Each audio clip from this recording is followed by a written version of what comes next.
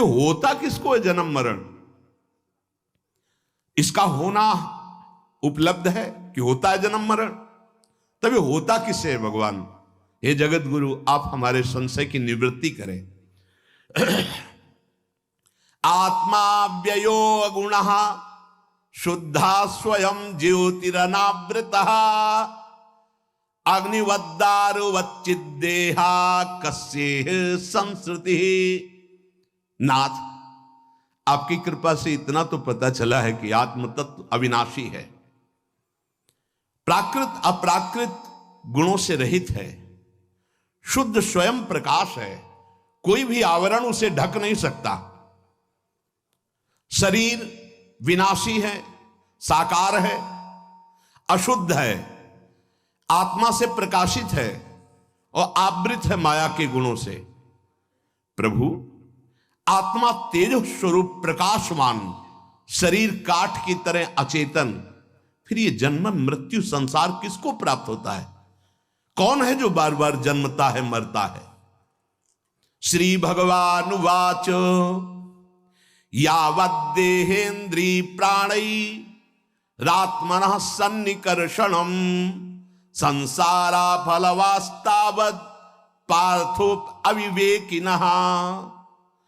भगवान श्री कृष्ण ने कहा, प्रिय उद्धव, बहुत तुमने विशुद्ध परमार्थ के स्वरूप का प्रश्न किया है।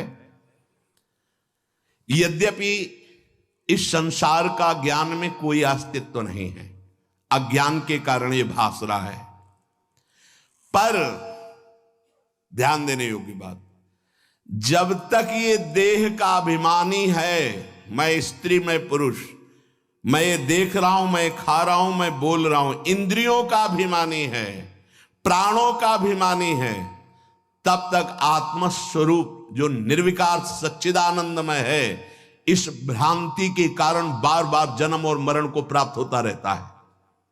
यद्यपि ना उसका कभी जन्म होता है ना मरण होता है, फिर भी भ्रांति, ये भ्रांति स्वप्न की तरह है।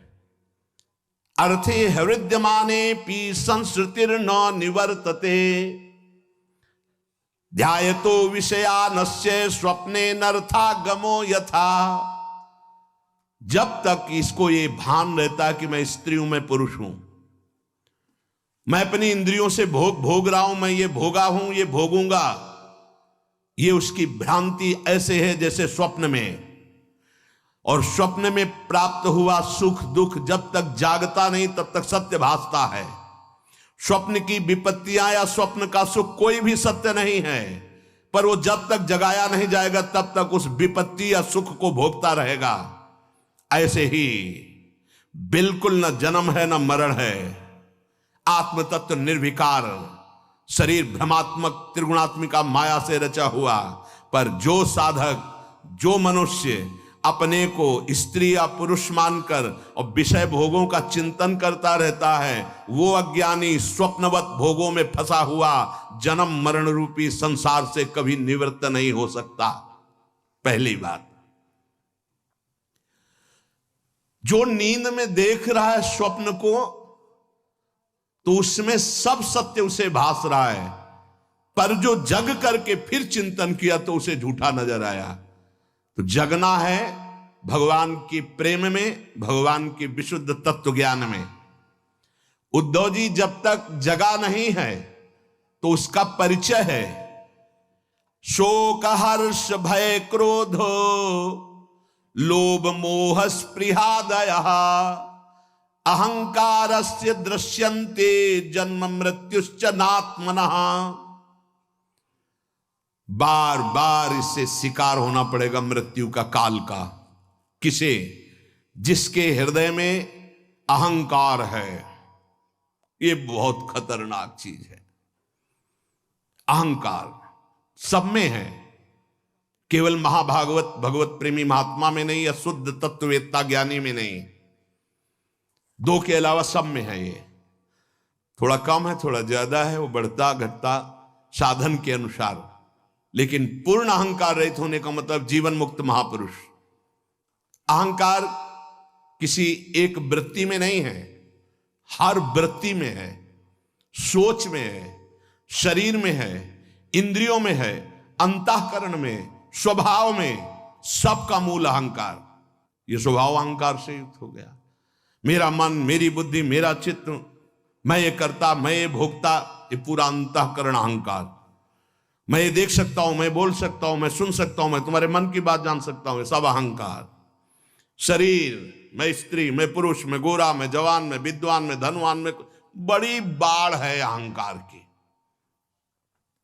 इसी के कारण शोक हर्ष भय क्रोध लोभ मोह स्पृहादय, शोक होना, हर्ष होना, भय होना, क्रोध होना, काम होना, लोभ होना, मोह होना, स्पृहा होना, जिसके अंदर यह है उसे जन्म मृत्यु चक्र से कोई नहीं छुड़ा सकता। भगवान कह रहे वो मृत्यु का बार बार शिकार होगा, काल उसे मारेगा। जिसके अंदर अहंकार है, शोक है, हर्ष है, भय है, क्रोध है, काम है, लोभ है, मोह है, स्पृहा है। आत्मा से इनका कोई संबंध नहीं है। देहिंद्री प्राण मनोभिमानो जीवोंतरात्मा गुण कर्म मूर्ति सूत्रम महानित्युरुदेव गीता संसार आधावति काल तंत्र अमृतमय है। देह अभिमान, इंद्रिय अभिमान, प्राण मैं बलवान, मन अभिमान, इनमें जो स्थित है अपने स्वरूप को भूल करके, वो अभिमानी बार बार जन्म और मरण लेता, बार बार जन्म मरण को स्वीकार करता है। वो अपने स्वरूप को नहीं जानता, इसीलिए उसका नाम जीव रख दिया गया। ये जो जन्म मरण होता है सूक्ष्माति सूक्ष्म शरीर का होता है, सूक्ष्म शरीर का। अब हमें जानना होगा जिसे लिंग शरीर कहते हैं, वही बार बार सूक्ष्म शरीर को शास्त्रीय भाषा में लिंग शरीर कहते हैं। वही देहाभिमानी उसी शरीर को लेकर बार बार नरक, स्वर्ग, अपवर्ग, अन्य योनियों में, मानव देह में वही आता है। अब ये समझना होगा सूक्ष्म शरीर क्या है जो बार बार जन्म लेता है। पहले साधन चतुष्टय के बिना अपने को समझ पाना बहुत कठिन है। साधन चतुष्टय किसे कहते हैं? मतलब ये चार साधन जब जिसके हृदय में जागृत होते हैं वो भगवत प्राप्ति या मोक्ष पद का अधिकारी हो जाता है। फिर स्थूल सूक्ष्म कारण शरीर की जानकारी करते हैं। ये हमारे कपड़े हैं ना कि मैं हूं। बहुत सुंदर अध्यात्म की चर्चा है, भगवान की कृपा होगी तो आप समझ पाएंगे। और इसका समझने का तात्पर्य है कि भगवान की तरफ दौड़ पड़ना। आदौ नित्या नित्य वस्तु विवेक परिगण्यते, पहला साधन। सत्य वस्तु क्या है, असत्य क्या है, पहला है, इसकी अभी व्याख्या करेंगे। दूसरा, इहा मूत्र फल भोगो विरागस तदनंतरम, इस लोक और परलोक के समस्त भोगों से वैराग्य हो जाना। तीसरा, शम दमादि षटक संपत्तिर, शम दम उपरति तितिक्षा श्रद्धा समाधान, ये 6 संपत्ति साधु के पास होती। साधु का मतलब भेष से नहीं है, जो भगवत प्राप्ति करना चाहता है। शम दम उपरति तितिक्षा श्रद्धा समाधान, ये 6 संपत्तिवान होता है उपासक। चौथा, मुमुक्षुत्व मिति स्फुटम, अब इस जन्म में मुझे मुक्त होना है माया से, ये प्रबल इच्छा। ये 4 साधन है आत्मस्वरूप में स्थित होने के लिए, भगवत प्राप्ति के लिए। अब पहला, नित्यानित्य वस्तु विवेका परिगण्यते, पहला साधन है कि नित्य क्या है और अनित्य क्या है। तो वेदांत के अनुसार ब्रह्म सत्यम जगन मिथ्येत्येवं रूपो विनिश्चयः, भक्ति के अनुसार मत्तः परतरम नान्यत् किंचिदस्ति धनंजय। अगर ज्ञान मार्ग का पथिक है तो ब्रह्म सत्यम जगन मिथ्या, एकमात्र ब्रह्म सत्य है, और जितना नानात्व दिखाई दे रहा है सब स्वप्न है। उमा कहूं मैं अनुभव अपना, सत हरि भजन जगत सब सपना। देखो ना, सपने का महत्व है कि जागृत का महत्व है तुम्हारे अंदर। इसीलिए जननी जनक बंधु सुत दारा, तनु धन धाम सुहृद परिवारा, सबकी ममता ताग बटोरी, मम पद मने बांध बरडोरी, समदर्शी इच्छा कछु नाही, हरस शोक भय नहीं मन माही। जीवन मुक्त हो गया। भक्ति मार्ग, ज्ञान मार्ग, ब्रह्म सत्यम जगन मिथ्या, संपूर्ण संसार झूठा, एकमात्र ब्रह्म सत्य है। दो पद्धति से जाना जाता है, अन्वय और व्यतिरेक। व्यतिरेक नहीं है, अन्वय है। पहले व्यतिरेक, ये जो शरीर देख रहा हूं, ये जो भोग विलासता देख रहा हूं, ये जो अच्छा बुरा जन्म मरण देख रहा हूं, ये सब मिथ्या है। फिर सत्य क्या है? ब्रह्म सत्य है। सत्य क्या है? वासुदेवा सर्वमित समात्मा सुदुर्लभा, मेरे आराध्य देव के सिवा और कुछ सत्य नहीं है। पहला, तभी वैराग्य होगा। जिन भोगों में लगे हो उसी को भगवान मान लोगे तो और भोग वृत्ति बढ़ जाएगी।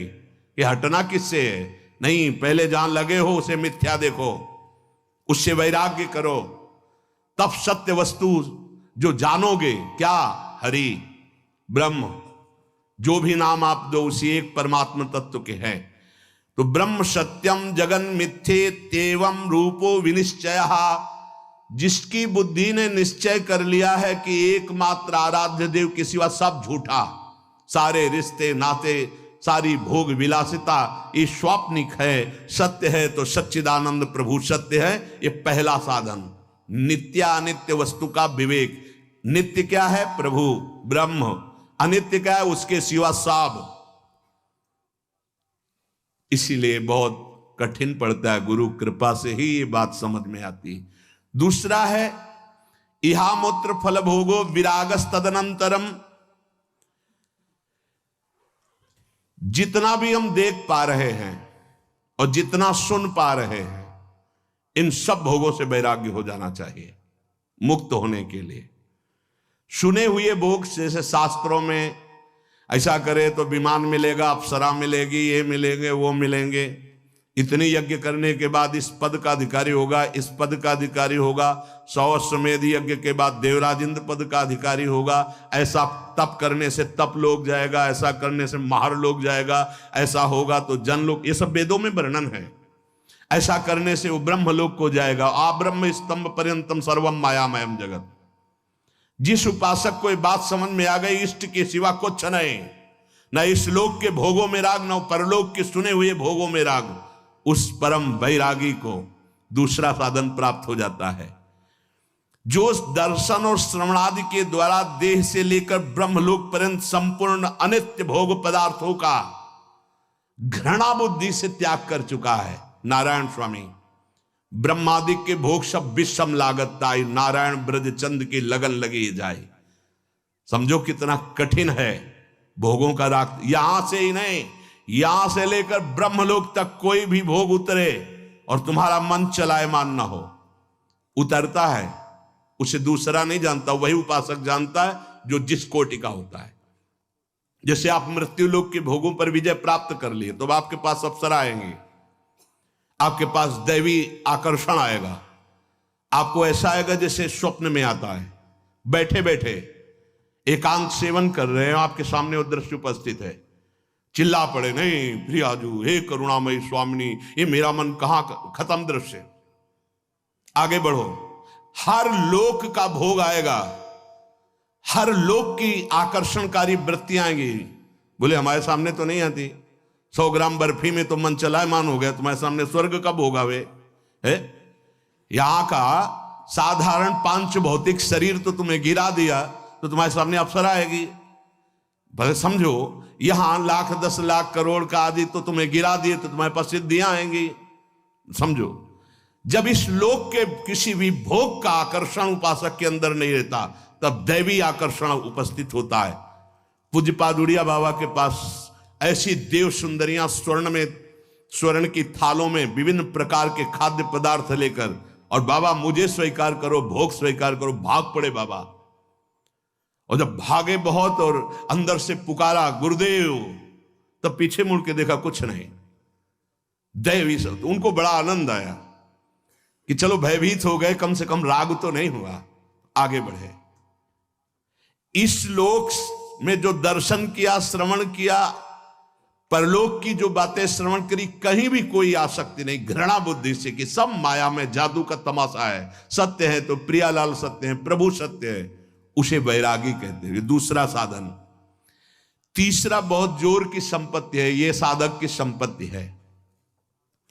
बोले शम दमादि षटक संपत्ति है। पहला शम, बार बार जो इंद्रियों में विषयों का आकर्षण आता है उसमें दोष दृष्टि होना, कुछ नहीं। कौन सा ऐसा द्वार है जहां से अमृत निकलता है? कौन सा ऐसा भोग है जो हमें परम सुख प्रदान कर सकता है? बार बार दोष दृष्टि, और उसका चित्त विरक्त हो गया है, चित्त, और अपने लक्ष्य पे स्थित हो गया है, उसे शम कहते हैं। चित्त को ही संकल्प विकल्प करने के कारण मन कहते हैं। जिसका मन अपने आराध्य देव में आसक्त हो गया है, कोई भोग उसे विचलित नहीं करता है, वो पहला संपत्तिवान है। शम रूपी संपत्ति उसको प्राप्त हो चुकी है। दूसरा, विषय येभ्यः परावर्त्य स्थापनम स्व स्व गोलके उभये सा इंद्रियाणाम सा दमः परिकीर्तितः। बिना किसी भोग का अवलंबन लिए हुए हर इंद्रिय अपनी अपनी जगह अंतर्मुख। नेत्र खुले हैं पर केवल लक्ष्य दिखाई दे रहा है, कान है पर उसे केवल अपने आराध्य देव की बात, मंत्र, नाम सुनाई दे रहा है। हर इंद्रिय अपने गोलकों में स्थित होकर अंतर्मुख हो गई है। अभी हमारी हर इंद्रिय बहिर्मुख है। ज्ञानेंद्रियां और कर्मेंद्रियां दोनों को साधक ने खींच लिया है और खींच करके अपने स्थानों पर स्थित कर दिया है, उसे दम कहलाता है। वो उपासक दम संपत्तिवान है, अपनी 10 इंद्रियों को अधीन कर लिया है। क्यों? क्योंकि शम में ही पहले घृणा हो चुकी है, यहां से लेके ब्रह्मलोक तक के भोगों से दोष दृष्टि हो गई है उसकी। उन भोगों से उसको किंचन मात्र भी सुख की आशा नहीं रही, तो इंद्रियां अपने आप अंतर्मुखी हो गई। वो दम स्थिति को प्राप्त हो। बोले तुम में दम हो तो करके दिखाओ। तो सच्चा दम यह है कि अपनी इंद्रियों को, चाहे ज्ञानेंद्री चाहे कर्मेंद्री, वो भोगों से हटा करके सच्चिदानंद अपने लक्ष्य में स्थित है। वृत्ति का बिल्कुल बाह्य न होना, किसी भी बाह्य विषय से आकर्षित न होना, इसी का नाम उपरति है। कई बार चर्चा की है। पहले शम दम उपरति। भोगों की लालसा है पर मैं भोगूंगा नहीं, क्योंकि भगवत प्राप्ति करना इसे त्याग कहते हैं। यहीं से शांति शुरू हो जाती है। त्यागात् शान्तिरन्तरम्, ये पहला त्याग। दूसरा, भोगों की उपस्थिति होने पर ये भोग सुख देंगे, ये भाव ही खत्म हो चुका है अंदर से, उसे बैरागी कहते हैं। तीसरा, ये भोग है ऐसी वृत्ति ही खत्म हो चुकी, उसका नाम उपरति है। सम दम उपरति। सम अपने चित्त का, अपने मन का आराध्य देव में स्थित हो जाना, कहीं आकर्षित ना होना। दम अपनी 10 इंद्रियों को निज गोलकों में स्थित करके अंतर्मुख कर लेना। उपरति, किंचन मात्र त्रिभुवन में कोई भोग सामग्री भी है ऐसा भान न रह जाना, उसे उपरति कहते हैं। अब तितिक्षा, सहनम सर्व दुखानां प्रतिकार पूर्वकम चिंता विलाप रहितम सा तितिक्षा निगद्यते।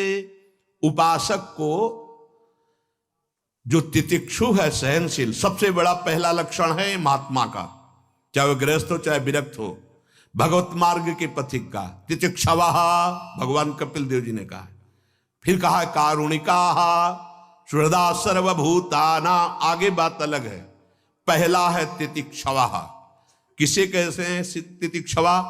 बोले सहनम सर्व दुखानाम, समस्त दुखों को बिना प्रतिकार किए हुए सह जाना। कोई निंदा कर रहा है, कोई अपमान कर रहा है, या शरीर रोग से ग्रसित हो गया, या कुछ भी, हर दुख को सहना। अपनी दिनचर्या में फर्क नहीं पड़ने वाला।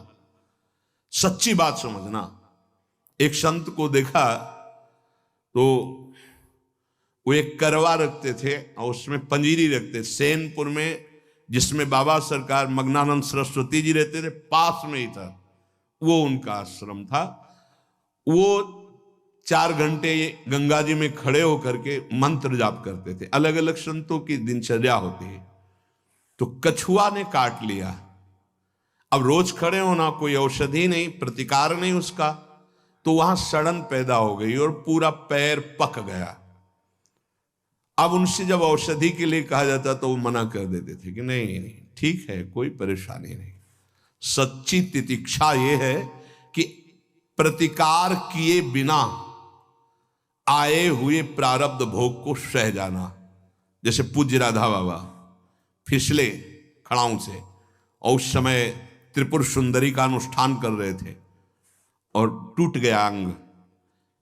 बांस की खपाच बंधवाई, लेकिन कोई इंजेक्शन नहीं, कोई एलोपैथिक दवा नहीं।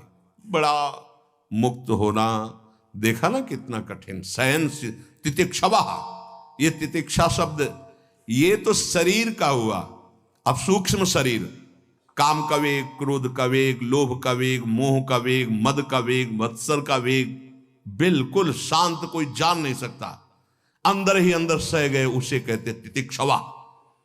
बिना कोई प्रतिकार किए सारे कष्टों को सह जाना, सर्दी गर्मी बरसात। तो सहनम सर्व दुखाना म प्रतिकार पूर्वकम, बिना कोई प्रतिकार के आए हुए हर दुख को सह जाना, ये सहनशीलता है, ये तितिक्षा है। फिर श्रद्धा, शम दम उपरति तितिक्षा और श्रद्धा।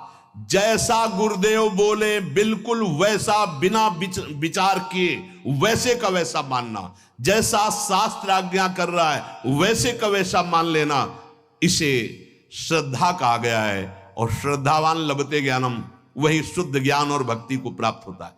तुम्हें लाभ दिखाई दे रहा है लेकिन गुरुदेव को हानि दिखाई दे रही, गुरुदेव की बात मानो। नहीं, जो वो कह रहे हैं हमें अक्षरशः पालन करना है। अब इसके बाद समाधान, कई बार कहा है कि चित्त का समाधान हो जाना चाहिए साधक का। समाधान के विषय में कोई प्रश्न नहीं होना चाहिए। क्या समाधान? सर्वदा स्थापनम बुद्धे शुद्धे ब्रह्मणि सर्वथा तत्समाधान मित्युक्तम न तो चित्तस्य लालनम। कह रहे हैं चित्त का दुलार करना समाधान नहीं कहलाता। आज ये खा लें, आज वो पी लें, आज ये देख लें, आज वो सुन लें, ए साधक, चित्त न तो चित्तस्य लालनम, चित्त का दुलार करने के लिए हम सब मार्ग में नहीं आए, विध्वंस करने के लिए आए। मन मांगे आज रबड़ी तो उसे नमक का घोल देना चाहिए, भगवत मार्ग में चले। ये किसको बुला रहे हो, किसको बढ़ा रहे हो? उठा के पटक देगा तुम्हें जिसको खवा रहे हो। जिसको खवा रहे हो तुम्हें उठा के पटक देगा सतमार्ग से अलग, दुश्मन को नहीं। हाँ, जब तक मन विषयाभिलाषी तब तक दुश्मन, और जब मन विषय रहित वो तो इंद्रियाणाम मनश्चास्मि, साक्षात श्री कृष्ण है।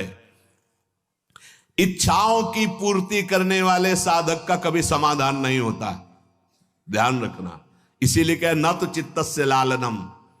अपनी बुद्धि से जब निश्चय कर लिया कि सत्य वस्तु केवल परमात्मा है, प्रियालाल है, तो उसी में स्थित रहे। और जथा लाभ संतोष सदा काहू सो कछु न चाहूंगो। बिना चाहे रबड़ी आ गई तो जय राधा वल्लभ लाल की, और बिना चाहे नमक रोटी मिल रही तो जय राधा वल्लभ लाल की। चाह किसी भोग की नहीं, और बिना चाह के जो भी है प्रारब्धानुसार आया, उचित विचार करके कोई परास्त नहीं कर सकता। आज ऐसी कचौड़ी बननी चाहिए। अब लगे हैं हलवाई, बन रहे, खा रहे, तो बोले ना तो चित्तस्य लालनम, चित्त का समाधान नहीं हो पाएगा, भगवत प्राप्ति में बाधा पड़ जाएगी। जरा विचार करके देखना भाई, कसौटी है ये परमार्थ की, ना तो चित्तस्य लालनम। जब ये बात आती है कि आज हमको ये चाहिए, तो पूर्ति तो हरि गुरु कर देंगे, लेकिन बहुत असंतोष होता है। सच्ची मानना, आपको सिर्फ प्रभु चाहिए, इसके अलावा जा ही न चाहिए कबहू कछु। तुम्हारे मुख से नहीं निकलना चाहिए, मन में भले आ जाए। तुम्हें गंभीर रहना चाहिए। क्या पाओगे आज? कुछ नहीं। नहीं, कुछ तो आप पाओगे, जो प्रिया जो दे देगी जूठन वही पालेंगे। इसके सिवा शब्द नहीं निकलना चाहिए। शब्दों में सुधार करो, शब्दों में सुधार करो। वाणी से परिपक्व बनोगे तब मन से परिपक्व हो जाओगे। तुम्हारा मन कह रहा है लेकिन तुम्हें नहीं कहना। आज उत्सव है, आप सब मिलकर बताइए क्या पवाया जाए। नहीं जी, कुछ नहीं। नहीं कुछ तो फिर जो आप दे देंगे श्री जी की जूठन वो पालेंगे। इसके अलावा शब्द नहीं होना चाहिए कि आज इनका जन्मदिन है, आज अमुक चीज बननी चाहिए। ये अमुक चीज श्री जी के लिए बननी चाहिए। आपकी अगर भाषा भी निकले, आज हमें मन करता है कि श्री जी को आज ये पवाया जाए क्या? हाँ हाँ, ये श्री जी को पवाया जाए। ये तो बात समझ में आ गई। नहीं, आज अमुक उत्सव है, आज अपने लोग ये पाएंगे। गए आप समझो, साधन से चले जाओगे। पक्का समझ लीजिए, ये चित्त का लालन करना, दुलार करना, ये बहुत हानिकारक है। ये सब इंद्रियों को फ्री कर देगा। जो हम समेटना चाहते हैं, बिखरी पर्यो मन सिमटत नहीं, इंद्र लीनो जीत सिद्रुदा जी। तो समाधान क्या है? जो गुरुदेव के द्वारा निश्चय किया गया तत्व, श्यामा श्याम, इसके सिवा हमें कुछ नहीं चाहिए। न जीवन, न मृत्यु, न सुख, न दुख, न लाभ, न हानि। जैसी भी परिस्थिति आएगी उसको सबको सहेंगे। बस यही हम कहेंगे कि हमें श्यामा श्याम चाहिए, इसके अलावा कुछ नहीं। आपको क्या पसंद है? राधा नाम। नहीं, वैसे ना, ऐसे ना वैसे। आपको क्या चाहिए? श्री जी की दास्ता। आप अकेले रहते हैं? नहीं, श्री जी के साथ रहते हैं। हर उत्तर आपका अध्यात्म से जुड़ा होना चाहिए। नहीं, सुनते हैं व्यवस्था आपकी ठीक नहीं है। हमारी व्यवस्था बहुत जोर की है। श्री जी के सिवा हमें और कोई व्यवस्था नहीं चाहिए। गुरुदेव ने वो व्यवस्था कर दी है, अब हमें और कोई व्यवस्था नहीं चाहिए। उत्तर आपका अध्यात्म साधक के जैसा होना चाहिए। संसारिक उत्तर नहीं होना चाहिए कि बैठ के दुखड़ा रोने लगे कि हमारी ये समस्या। हमारी साधु की हर समस्या का समाधान साधुता है। जब चित्त का समाधान हो गया तो फिर व्यवधान किसका? प्रॉब्लम उसको है जो शरीर संसार का रागी है, जो भगवत अनुरागी है। ये शब्द ही नहीं उसके जीवन में। समस्या, प्रॉब्लम, ये शब्द ही नहीं। ये वाला चिंतन नहीं रहता। उसका चिंतन हर समय सच्चिदानंद में रहता है। अब कह रहे हैं कि मुमुक्षुता ये आखिरी है संपत्ति। पहला नित्यानित्य वस्तु का विवेक, दूसरा देह से लेकर ब्रह्मलोक तक वैराग्य, तीसरा सम दम उपरति तितिक्षा श्रद्धा समाधान। अब है मुमुक्षुता। ये अहंकार से लेकर देह पर्यंत ये सब अज्ञान कल्पित माया के द्वारा रचा हुआ ये मैं नहीं हूं।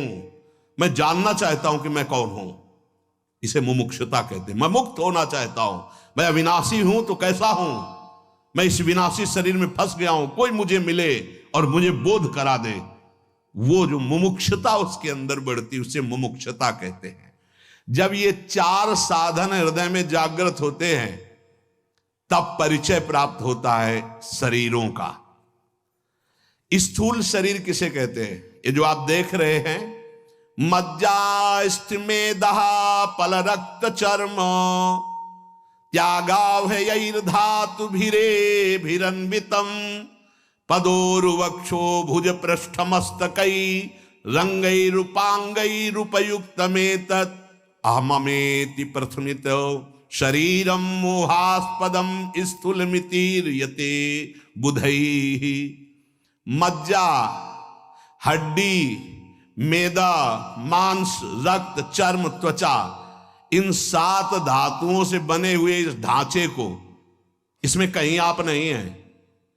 मज्जा, अस्थि, मेद, मांस, रक्त, चर्म, त्वचा, ये 7 धातुओं से बना हुआ यह ढांचा है जिसको मैं लेकर घूम रहे हैं। मैं गोरा, मैं काला, मैं, यही बंधन। ध्यान से सुनो। चरण, जंघा, छाती, भुजा, पीठ, मस्तक, ये अंग उपांगों से युक्त जो ढांचा है, इसमें माया के द्वारा मैं और मेरा भाव स्थित हो चुका है। इसे स्थूल शरीर कहते हैं, जो आप देख रहे हो। ये आकाश, वायु, जल, तेज, पृथ्वी, ये 5 भूतों से बना हुआ है। इसमें मज्जा, अस्थि, मेद, मांस, रक्त, चर्म, त्वचा है। इसमें चरण, जंघा, छाती, भुजा, पीठ, मस्तक आदि अंग उपांग हैं। और इसमें जो अहंकार हो गया कि मैं स्त्री, मैं पुरुष, मैं गोरा, मैं काला, मैं बलवान, मैं जवान, मैं महत्वशाली, मैं अमुक कुल का, यही तुम्हारी दुर्गति का कारण बंधन है। अहंकार स्थूल बिल्कुल अलग है, बिल्कुल एक कपड़ा है, आत्मस्वरूप नहीं है। और इसे हमने आत्मस्वरूप मान रखा है, मैं। इसी से 5 विषयों का भोग करता रहता है अहंकारी। शब्द, स्पर्श, रूप, रस, गंध। ये स्थूल शरीर मूढ़ पुरुषों को बांधे हुए है, ज्ञानियों को नहीं, प्रेमियों को नहीं। थे बचन मिथुन मुख निसरत, सुन सुन देह दसाकिन भूलो। किसी भी मार्ग के पथिक हो, पहले इससे राग अपना हटाना पड़ेगा। बिल्कुल ठसा बैठा है, मैं स्त्री, मैं पुरुष। देख लो, जब तिलक लगाते हो तो शरीर के माथे पे लगाते हो या अपने? देख लो, अपने लगाते हैं। हाँ, यही अहंकार, इसी को भूलना है। एक स्थिति ये भी आती है कि ये सब भूल जाते हैं। लिखंति भुजमूल तू न खलु शंख चक्रादिकम विचित्र हरिमंदिरम न रचयंति बालस्थले लसत तुलसी मालिकाम दधत कंठ पीठे नवा गुरुर भजन विक्रमात् को इहिते महाबुद्धया। वो ऐसी स्थिति को पहुंच गया, होश है नहीं तिलक लगाने का, कंठी बंदी की नहीं, होश है नहीं, क्योंकि शरीर ही को होश नहीं है। पर वहां तक पहुंचने के लिए लगाना है। ऐसा ना हो कि कल से लगाना बंद कर दे कि हम उस स्थिति में। हाँ, नहीं, ऐसे बहुत जल्दी आज सिद्ध हो जाते। ये स्थूल शरीर का राग विषय भोगों में फंसाता है। स्थूल शरीर समझ गए? इसका राग शब्द, स्पर्श, रूप, रसगंध भोगना, ये काले सर्प से भी अधिक भयानक जहरीला है। सामने अब उसकी व्याख्या कह रहे कि काला सर्प डसेगा तो जब डसेगा तभी मरोगे, एक ही शरीर नष्ट होगा। ऐसे देख ले तो मर जाएगा, सूंघ ले तो मर जाएगा, छू ले तो मर जाएगा। क्या? शरीरों का राग। बोले 1 जन्म नहीं 7 जन्म तक, जन्म जन्म नहीं जन्म जन्म। क्या बोलता चला जा रहा है? शरीर राग कैसे बोल रहा है? हम जी नहीं सकते तुम्हारे बिना। क्या हुआ? बोले देख लिया, मर गया। क्या हुआ? बोले छू लिया, मर गया।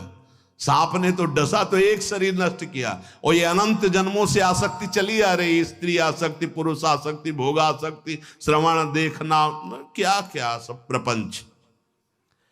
आंख से देखने वाले तक को मार देगा यह विषय। सौबरी जी 50 ब्याह, अजामिल पूरी जिंदगी बर्बाद। वो तो पुत्र के बहाने नारायण, देख लेने से मार देगा, डसने की जरूरत नहीं है। हाँ, शरीर में पूरा विषय विष भरा हुआ है, आकर्षण, आसक्ति, राग। बीछी के पूंछी बसे, बिच्छू के तो पीछे केवल डंक में जहर है, और मुख में बसे भुजंग, सांप के केवल मुख में है। मुख भर न डसने पावे तो खिलौना है, वो कुछ नहीं है। केहर के नख में बसे, सिंह के पंजों में विष है, वो मार दे तो मूर्छित हो जाओगे। और पांचभौतिक शरीर के सब अंग में जहर है।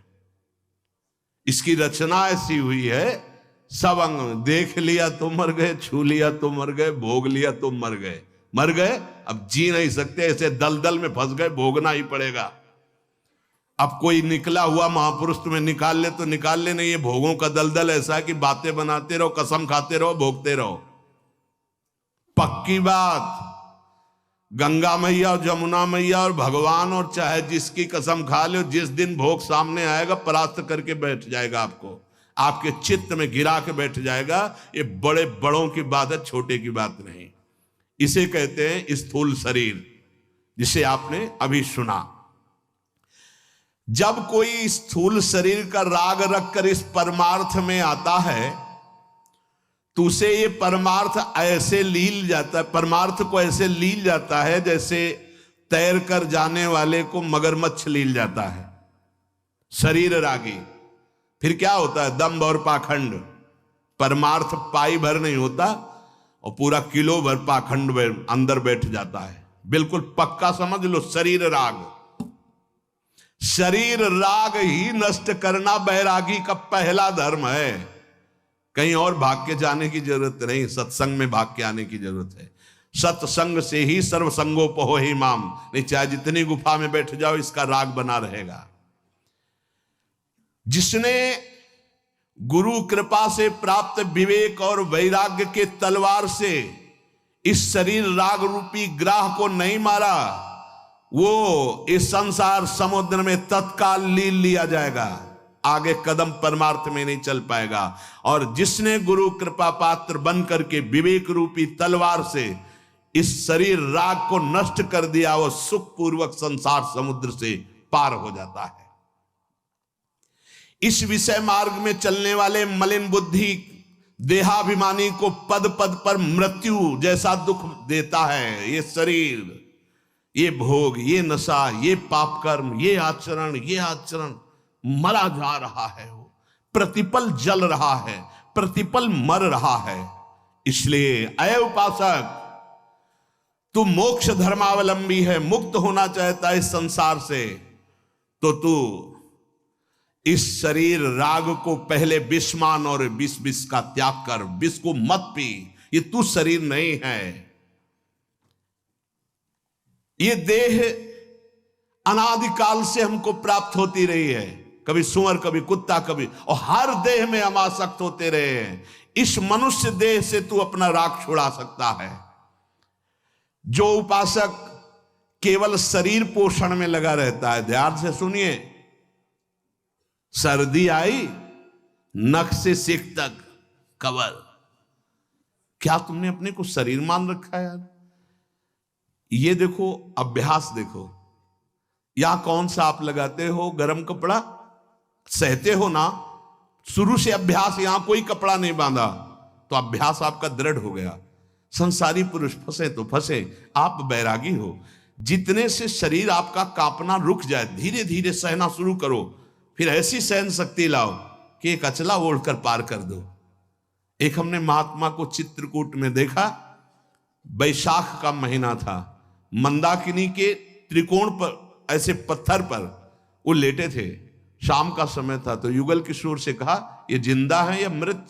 बोले जिंदा है। तो हम कहा, बैसाख का महीना और मोटा कंबल, और वहां जो बराबर नहीं था, त्रिकोण था, ऐसे था, पर ऐसे चिपके हुए थे।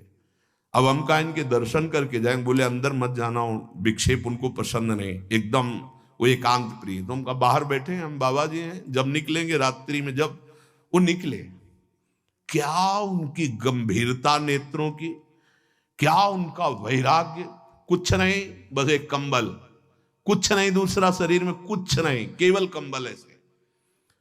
और तेज ऐसा कि मानो भुवन भास्कर उदय हो रहे हो, शांति टपक रही थी चेहरे से।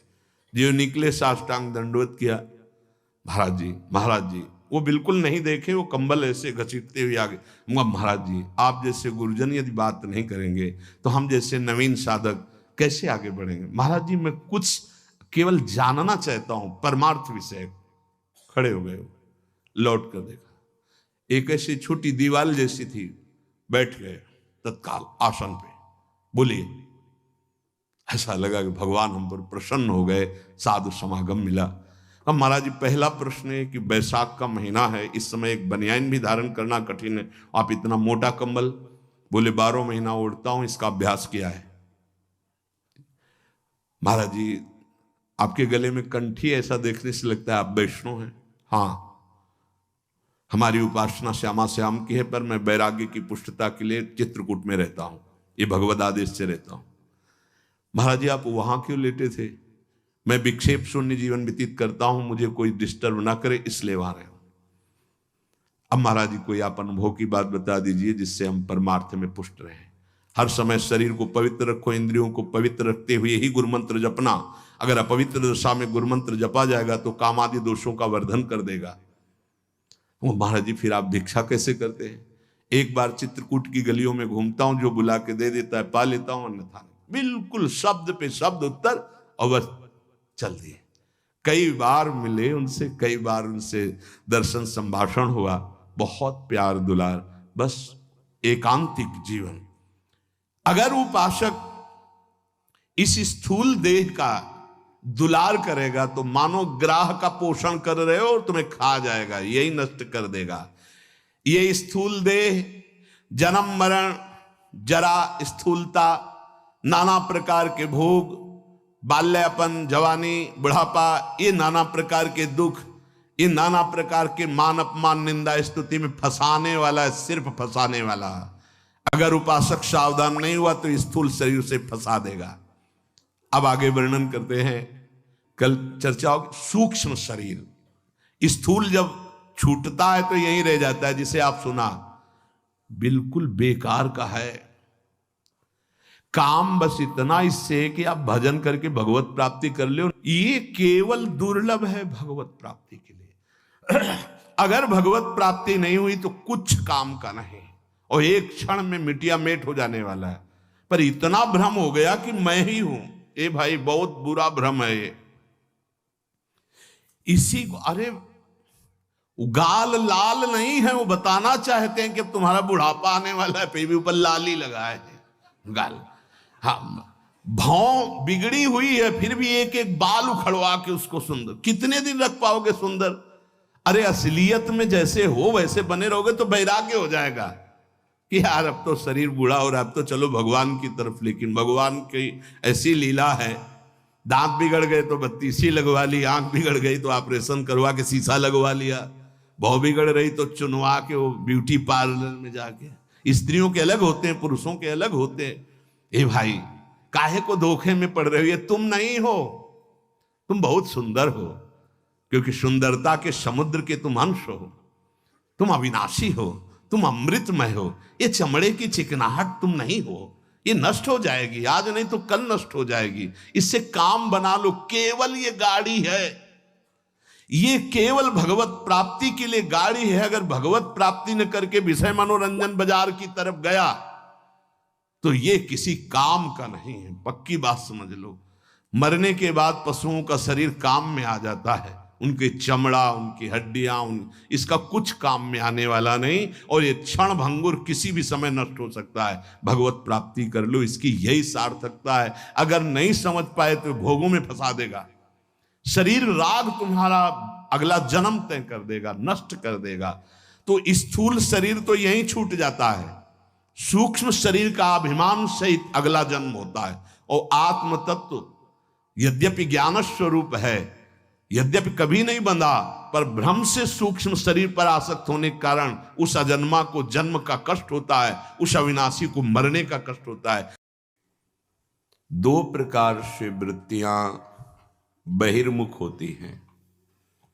एक रागात्मक, अर्थात राग को लेकर, किसी वस्तु का राग, किसी व्यक्ति का राग, किसी पदार्थ का राग, किसी पद प्रतिष्ठा, लोक लोकांतर के भोग वैभव का राग, या द्वेषात्मक अर्थात द्वेषपूर्वक किसी वस्तु से, किसी व्यक्ति से, किसी स्थान से, किसी पद से कहीं भी अगर द्वेषात्मक वृत्ति है तो बंधन, रागात्मक वृत्ति है तो बंधन। जिसके हृदय में राग द्वेष जनित चिंतन रहता है वो अनुराग को प्राप्त नहीं हो सकता, बिना राग द्वेष छोड़े। राग द्वेष ये माया का द्वंद्व प्रकट करने का प्रधान है। इसी से राग से ही काम का प्रादुर्भाव होता है, राग से ही क्रोध का प्रादुर्भाव होता है, राग से ही मोह प्रबल होता है। देह राग अभिमान पुष्ट करता है, राग से ही मत्सरता प्रकट होती है। समस्त दोष और द्वंद्वों का मूल राग है, इसका परिणाम द्वेष है। राग और द्वेष इन दोनों को जिसने मिटा दिया वो जीवन मुक्त हो गया। हमारी राग वृत्ति समेटकर जब आराध्य देव के चरणों में लगती है तो अनुराग हो जाती है। जितना राग फैला हुआ है वस्तु में, व्यक्ति में, स्थान में, ये हमें मानव जन्म मिला है समेटने के लिए, पर उल्टा बुद्धि होने के कारण हम अपने राग को फैलाते चले जा रहे हैं। विविध भोगों में, विविध संबंधों में, विविध रिश्तों में, पदों में। अगर ये राग भगवत स्वरूप भाव में, अनुराग में नहीं बदला तो दुर्गति नहीं रुकेगी। इसी राग को मिटाने के लिए हमको सत्संग मिला है भगवत कृपा से। ये हमारी किसी तपस्या या पुण्य का फल नहीं है, ये कृपा का फल है। बिनु सत्संग विवेक न होई, राम कृपा बिनु सुलभ न सोई। हम पर कृपा हो गई है। हम राग द्वेष की वृत्ति को अंतर से पहचाने और एक एक वृत्ति को राग द्वेष शून्य करके भगवदाकार करें, अपने आराध्य देव में लगाएं। श्रीपाद प्रबोधानंद जी महाराज प्रिया प्रीतम से इतना चित्त जोड़े हुए हैं कि उनको और कुछ सुहाई ही नहीं दे रहा। इनका धाम, इनका नाम, इनका रूप, इनकी लीला, बस इतनी ही दौड़ है मन की।